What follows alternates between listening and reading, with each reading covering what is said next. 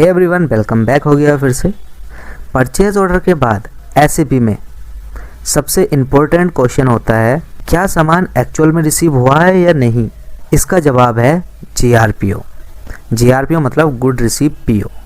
इस वीडियो में हम सिंपल लैंग्वेज में समझेंगे जीआरपीओ क्या होता है, क्यों यूज़ होता है और रियल लाइफ एग्जांपल के साथ। जब वेंडर आपको सामान डिलीवर करता है तब एसएपी में जीआरपीओ बनाया जाता है।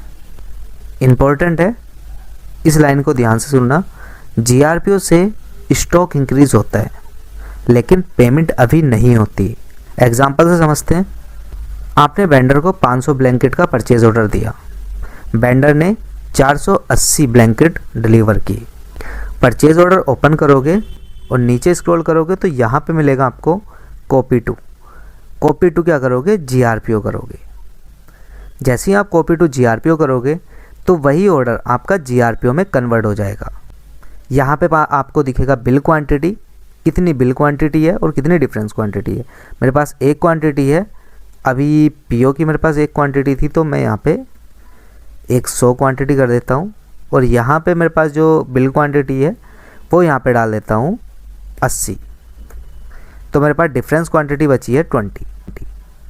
जैसे ही जीआरपीओ पोस्ट होता है स्टॉक अपडेट हो जाता है, इन्वेंट्री रिकॉर्ड मेंटेन होता है। अब हम बात कर लेते हैं जीआरपीओ क्यों यूज़ होता है। जीआरपीओ यूज़ करना बहुत ज़रूरी है। सबसे पहला स्टॉक एक्यूरेसी, जो मिला है वही स्टॉक में आता है। दूसरा मिसमैच कंट्रोल, पीओ और रिसीव क्वांटिटी कंपेयर होती है।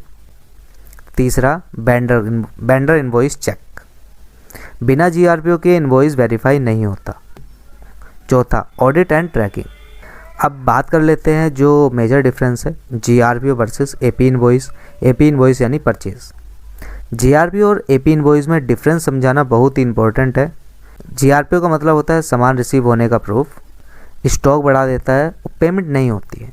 लेकिन एपी में वेंडर का बिल होता है, पेमेंट लायबिलिटी बनती है, स्टॉक ऑलरेडी रिसीव हो चुका होता है। जीआरपीओ का मतलब होता है सामान आना और इनवॉइस का मतलब होता है बिल आया। अगर मैं सिंपल लैंग्वेज में बात करूं जीआरपीओ की, तो जीआरपीओ एसएपी बिजनेस वन का स्टॉक एंट्री करने का डॉक्यूमेंट है। अब हम स्क्रीन पे चल लेते हैं। आप आओगे मॉड्यूल के अंदर, एपी के अंदर, और यहाँ पे आपको 5th ऑप्शन दिखेगा जीआरपीओ। अब आप डायरेक्ट जीआरपीओ भी कर सकते हो या आप परचेज ऑर्डर से भी डायरेक्ट जीआरपीओ करा सकते हो। कैसे करेंगे, दोनों का यूज़ करेंगे। सबसे पहले हम कर लेते हैं पीओ से। पीओ ओपन करने के बाद प्रीवियस रिकॉर्ड ओपन करेंगे। ये मेरे पास प्रीवियस रिकॉर्ड है। स्क्रॉल करके नीचे आओगे तो यहाँ पे आपको दिखेगा कॉपी टू।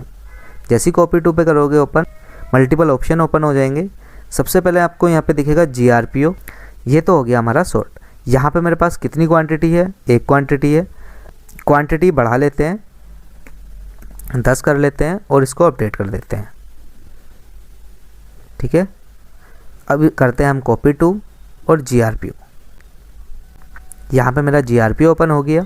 या फिर आप क्या कर सकते हो, डायरेक्ट ओपन करो परचेज एपी को। यहाँ पे है जीआरपीओ।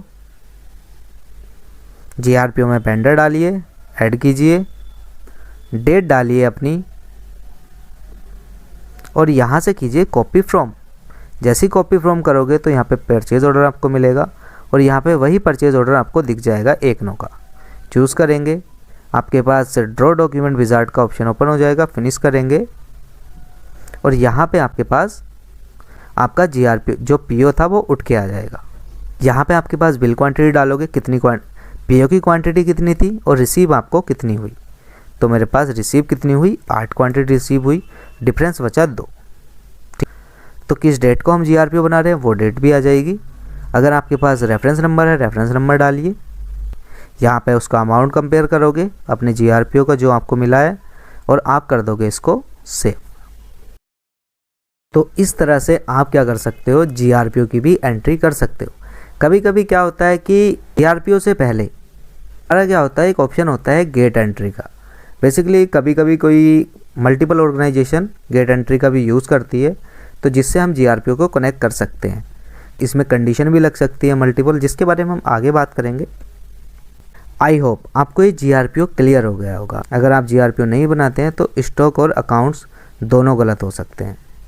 नेक्स्ट वीडियो में हम बात करेंगे AP इनवॉइस के बारे में। अगर आपको वीडियो पसंद आया तो लाइक शेयर सब्सक्राइब जरूर करें।